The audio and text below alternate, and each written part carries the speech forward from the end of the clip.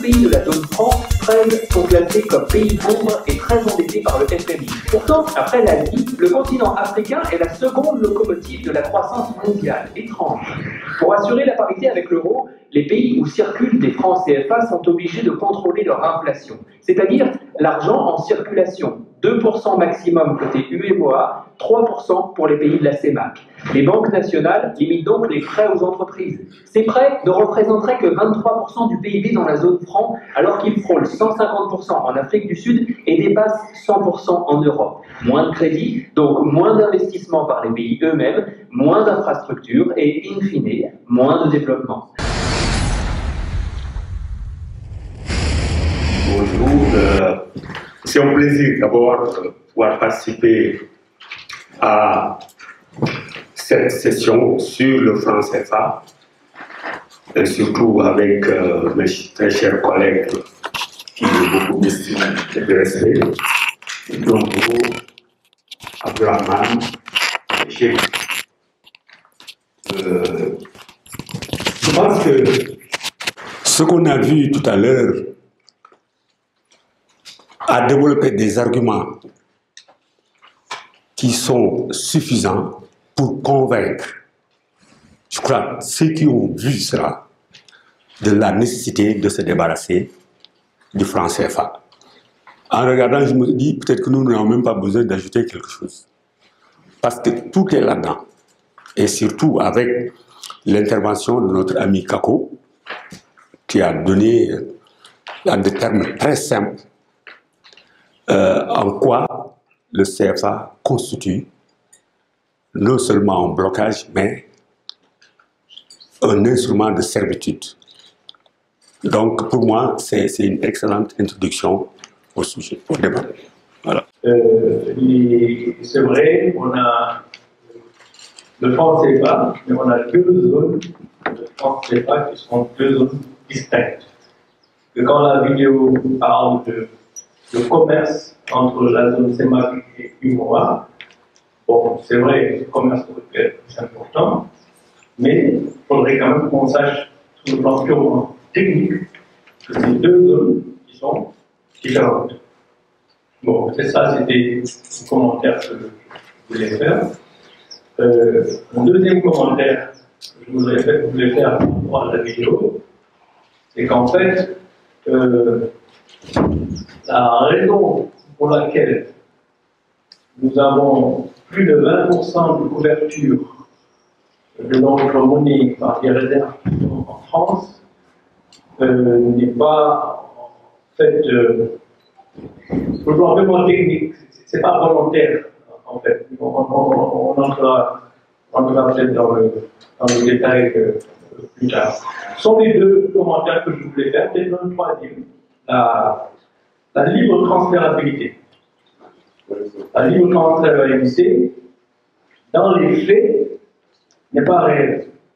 Dans le sens que, vous l'avez vu la semaine dernière, la Banque centrale a demandé à Orange d'arrêter de faire des transferts internationaux entre la France et la zone UEMOA sur Orange Money, en disant que ce n'était pas permis. Ça vous illustre, si vous voulez, le fait que le principe de la transférabilité, libre transférabilité, n'est pas réel. Puisqu'il n'est pas réel, il a des conséquences techniques très importantes. Il faudrait aussi discuter avant de passer pas, aux réformes nécessaires. Je pense que pour des personnes qui ne connaissent pas le problème, c'est une bonne vidéo. Ça permet quand même de comprendre la chose rapidement, en une dizaine de minutes. Mais en réalité, rien n'a changé. Les réflexions ne sont pas en cours, ne sont pas des réflexions que nous reprenons, mais que nous poursuivons, que dénonçons le franc CFA de façon concrète depuis plus de 55 ans. Et je précise d'ailleurs, par rapport à la vidéo, que déjà, les chefs d'État eux-mêmes, au moment de l'indépendance, s'étaient interrogés sur la pertinence, pas de garder le franc CFA, mais est-ce que c'était tout soutenable d'accepter une telle forme de gouvernance. Et l'économiste qui a été appelé en 1966 pour faire une réflexion sur une alternative de la gestion et de la gouvernance du franc CFA, c'était Samir Amin. Ce n'est pas nouveau et c'est important qu'on sache que l'initiative est d'abord partie des chefs d'État. C'est ensuite qu'il y a eu le livre de notre ami Pondiane.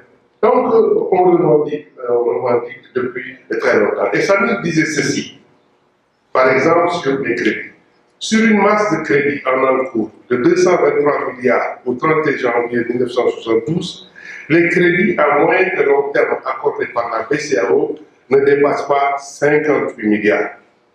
Je crois que c'est extrêmement grave, comme le dit la vidéo, mais Kako a bien fait de dire qu'en réalité, il n'y a pas de reproche à faire au Trésor français.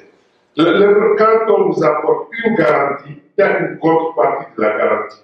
Quand on vous demande 20%, vous mettez presque 100%, c'est de votre responsabilité. C'est pour ça que je pense que c'est la pression qu'il faut mettre sur les chefs d'État pour sortir de ce système. Je crois que nous aurons l'occasion de venir là-dessus. Si on considère aussi l'importance, le volume de ce que les Africains déposent au compte d'opération, ce dépôt lui-même devient sans signification. Quand on a une telle force de frappe, une telle capacité de mobilisation, dépend des ressources, ça ne sert à rien d'avoir la garantie de quelqu'un d'autre. Il faut produire sa propre garantie. C'est mon premier commentaire. Merci. Je salue toutes les personnes présentes ici, ainsi que nos panélistes ici présents. En fait, c'est une très bonne idée, à mon avis, qui parle rapidement de l'historique, des principes de fonctionnement et aussi des limites du franc CFA.